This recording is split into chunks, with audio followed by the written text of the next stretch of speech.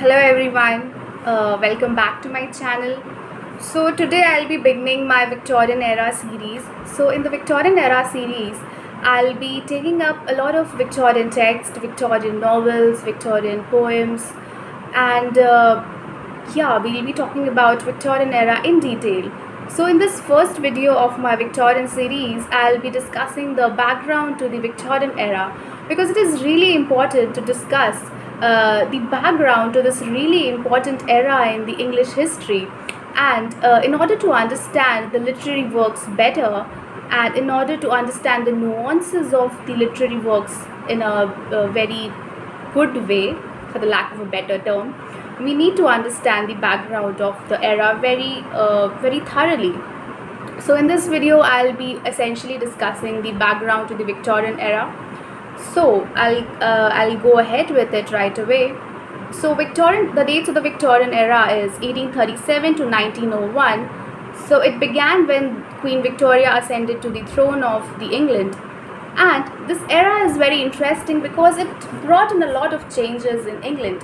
First and foremost, it brought a lot of change in the economy of the England, because what happened is that with the beginning of the Victorian era, as we move towards the Victorian era, the economy of the England moves from a rural and agrarian economy to a highly industrialized economy, which brought a lot of changes in the Victorian composition, in the Victorian societal composition, because now the nature of the household, the tensions and the relationships between the classes and the gender began to change a lot. So what happened first and foremost is that there was a rise of the middle class, and there was a lot of movement from the countryside to the cities. The cities such as Manchester and Liverpool were developing a lot because of the industries. A lot of people were coming from the countryside to get work in the factories.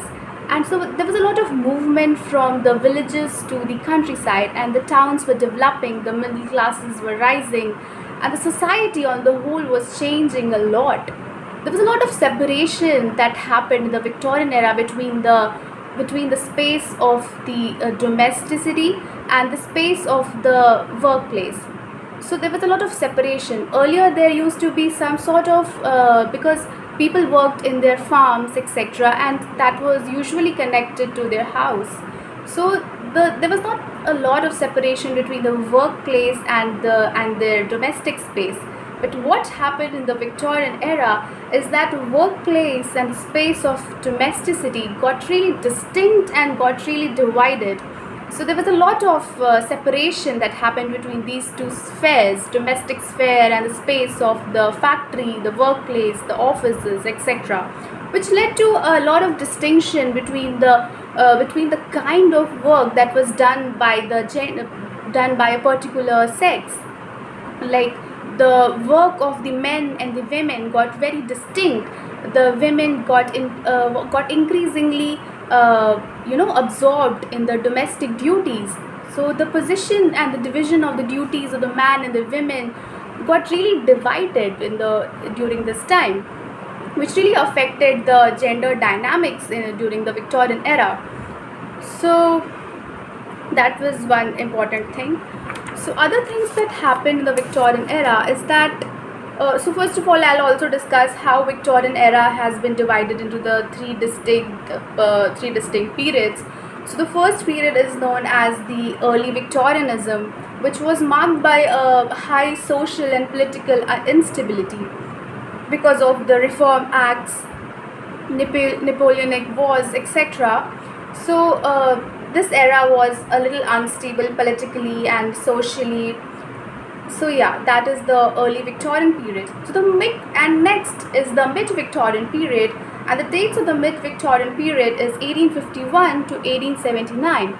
During this period, it was relatively peaceful than the early Victorian era. The people were not involved. Society was not involved in any sort of major instability of sorts. Also, there was rise of a lot of important Victorian novelists like like Dickens, like Elizabeth Gaskell, and W.M. Thackeray, etc. Then we move on to the late Victorian period, which begins from 1880. The late Victorian period is marked by movements such as aestheticism and decadence. So, yeah, it is also a very interesting period, the late Victorian era. And from there on, we move to the Edwardian era, etc. So, yeah, these are the three distinct parts of the Victorian era. So we will look into it more as we talk more and more about the Victorian period in the subsequent videos, and maybe in this video also we might discuss some of it. So the next thing that I would like to discuss is that the concept of privacy. Like I have discussed how the space of domesticity and the space of the work got very distinct, so that led to the ideas of domesticity and privacy a lot during the Victorian period. The idea of nuclear families, etc., also got very cemented during this time. This era was marked by a lot of movements and a lot of social movements, etc., was happening during the Victorian era. Like the Reform Acts were passed during this time, the Oxford movement, Chartism, Irish Famine, the Great Exhibition. So a lot was happening, and we have to focus on all of this, like Reform Acts. So make sure that you read more on the Reform Acts. So I'm mentioning these things in passing, but make sure that you make a note of all these things in your notes, and look into it a little more, Google it, read about it a little more, like what were the Reform Acts, what were the three different Reform Acts, look into the Oxford movements, look into the major figures of the Oxford movement, read about Chartism, read about the Irish Famine. So I'm not saying that get into all of these in too much of detail, but just try to know what these things were. Just make a little note of all these things in your notes, because knowing about these things is very important, because all the novels and all the poems that we are going to discuss have to be placed within these contexts, because these movements, these little movements and the things that were happening were really important in order to understand the texts of the Victorian era. And also read about the Great Exhibition of the 1851, in which all the collections and all the things that a Victorian empire, that the British Empire had collected from its various colonies, were displayed in this Great Exhibition that happened in the Hyde Park in the Crystal Palace. So read about Great Exhibition, it's really important. Read about the Crimean War, which happened during this time. Also, the Opium Wars happened during the Victorian era. Opium War was fought with China. So it was essentially for tea.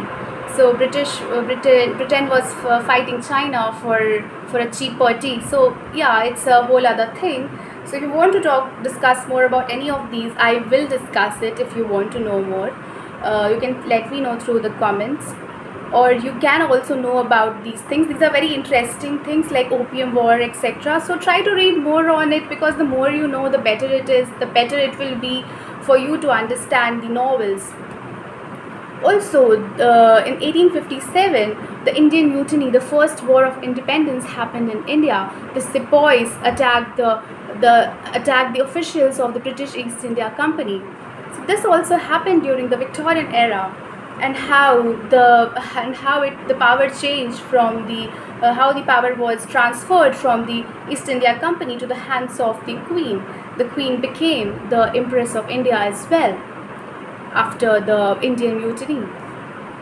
So there was a lot of in this era, there was the imperialism was at its height. The British Empire was at its height. It was ruling so much portion of the earth. Like really, it was at its height of power. So now, I guess I should talk a little bit about the literary works, now that I have given you some vague idea about the movements that were happening and how Victorian era is different from the eras of the past. So now I think I can talk about a little bit about the literary works of this era.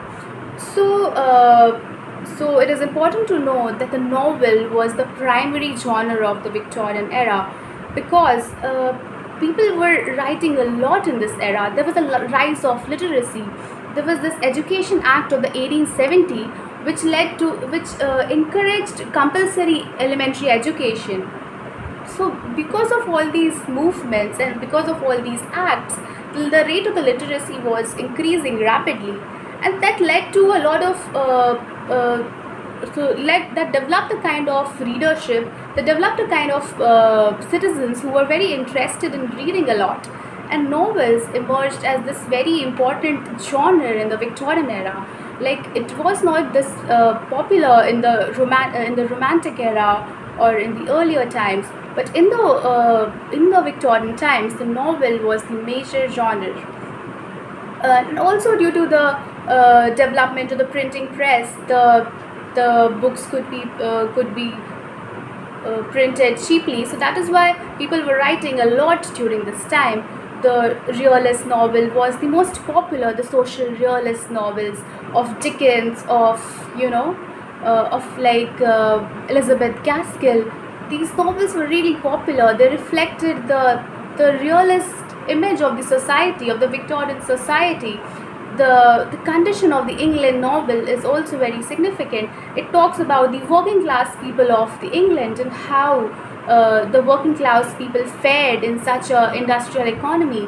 What were their condition when the society was changing so rapidly? It was getting increasingly industrialized. But what about the rights of the working class people who were working for such long hours in factories?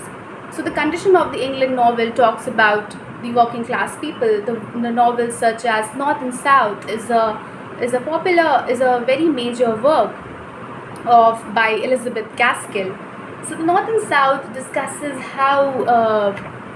about the working class people, that how they negotiate an existence for themselves in such an industrialized economy, because nobody was focusing on the lives of the working class people, because everybody was so taken up by all the development that was happening in the Victorian era, that people were not really talking about the poor conditions of the working class people. So the novelists do a very good job of presenting the pains of the working class people. The novelists such as Charles Dickens presents a very bleak image of the working class people. Like, through novels such as Oliver Twist, he presents how the poor people survived in those times, how difficult it was for them, how the poor houses were. Through the Oliver Twist, we get to learn how the condition was, the poor houses in which Oliver Twist was born, and how he was punished for asking a little bit more food. So yeah, all these things were reflected by the novelist. So of course there was the condition of the England novels, there were social realist novels, and there was also the rise of women writers. Women writers were writing the women question novels. The idea of the new women was also getting really popular, and they were expressing it through their writings. So, like Elizabeth Barrett Browning, for example, is a very major Victorian poet, and she talks about a lot of stuff. She talks about child labor. She talks about how she talks about in one of her poems and about the condition of the children who have to work in the factories, and how they have to work in such terrible conditions. So women were writing a lot. The concept of the women writer and the idea of making money through writing was also on a rapid growth. The women novelists such as Charlotte Bronte, all the Bronte sisters, Charlotte, Emily, Anne, they were really popular. Elizabeth Gaskell is there. There's of course Elizabeth Barrett Browning. There's Wilkie Collins. So there are a lot of lady novelists. There's, of course, after mentioning lady novelists, I'm reminded of George Eliot, of course, because she wrote this particular essay, the silly works of the lady novelists. Sorry, I'm forgetting the exact name. So she actually attacked the silly novels of the lady novelists, because her concern was that the lady novelists were talking mainly about marriage and romantic romance, etc. They were not really talking about the major issues of the society. So she had a complaint with that. She wanted the women writers to also actively talk about the problems of the society, rather than just engaging with the sentimentalism or the romantic or depicting romance. So, and George Eliot is also such a major writer of the Victorian era. She has written novels such as Adam Bede, Middlemarch. Middlemarch is a very important social realist novel in which the Reform Bill has been, the repercussions of the first Reform Bill has been discussed, and also the idea of new woman has been discussed and showcased through the Middlemarch. Other novels of George Eliot are Felix Holt, which also again discusses about the Reform Bill, and there are other novels such as Ramola, Daniel Deronda.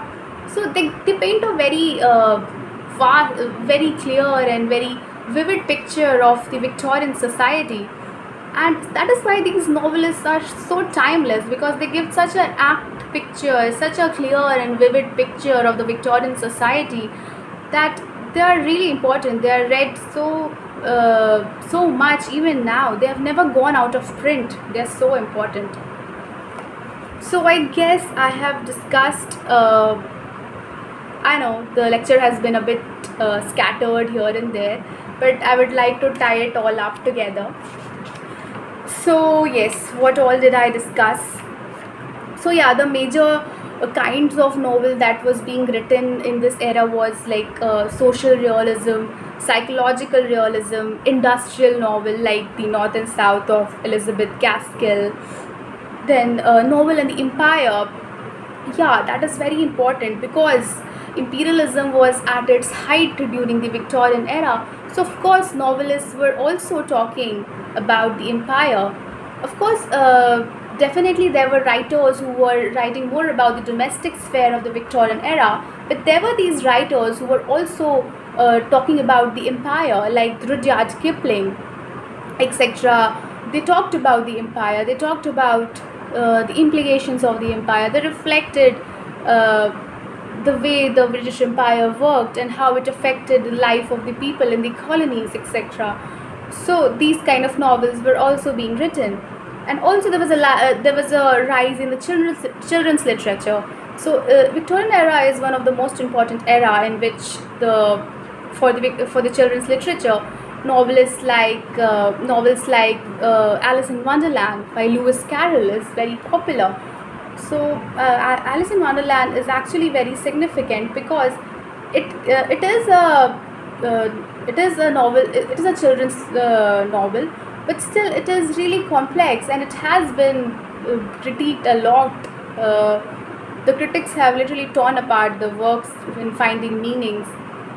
So anyway, what I wanted to talk about is that children's literature was also a very important genre during this time. So these are the things that I wanted to discuss, I guess, and I have talked about the background somewhat. So yeah, I would like to revise once again. I know this video has gotten a bit long, but I think there's a lot to say and I couldn't have missed anything. And and even now I think there's a lot of stuff that I have not touched upon, but I'll be touching upon them, I guess, in my next video. So yeah, we talked about the Victorian era. We talked about how it was a very industrial era, how it and the way it brought changes to the English society, and how it led to the movement of the people from the countryside to the cities, and the development of the cities, and the development of the middle class. All of these, and the separation of the domestic space and the space of the factories and the workplace. So and also, yeah, the development of the idea of the nuclear family, the ideas of privacy, domesticity, the division between the labor of the men and women, the separation between the spheres of men and women. So all that we discussed, and also we discussed about the major movements like the Chartism, the Reform Act bills, all the three bills, and I have asked you to read more upon it. Then we talked about Crimean War, we talked about the Opium Wars, we talked about the Great Exhibition of 1851, and also, yes, I think I forgot about mentioning this particular thing. Sorry, I'm forgetting. It was really important. Yeah, The Origin of Species was published in 1859 by Charles Darwin, which is really important, and it really changed uh, the thinking of the Victorian society. It was a groundbreaking work, The Origin of the Species, and it was published in 1859. Remembering the date of these things is very important, so please remember that. And the growth of the imperialism, etc. I think, yeah, that could be all for this video. This has gone a little long and it was a bit scattered, I agree. So I'll try to be a little more concise in my next video. I'll plan it out a little better. This was a little rambly kind of video, and I hope you get something out of it. So forgive me if something was wrong. Please let me know in the comment section, and I'll see you again really soon. Bye. Good luck.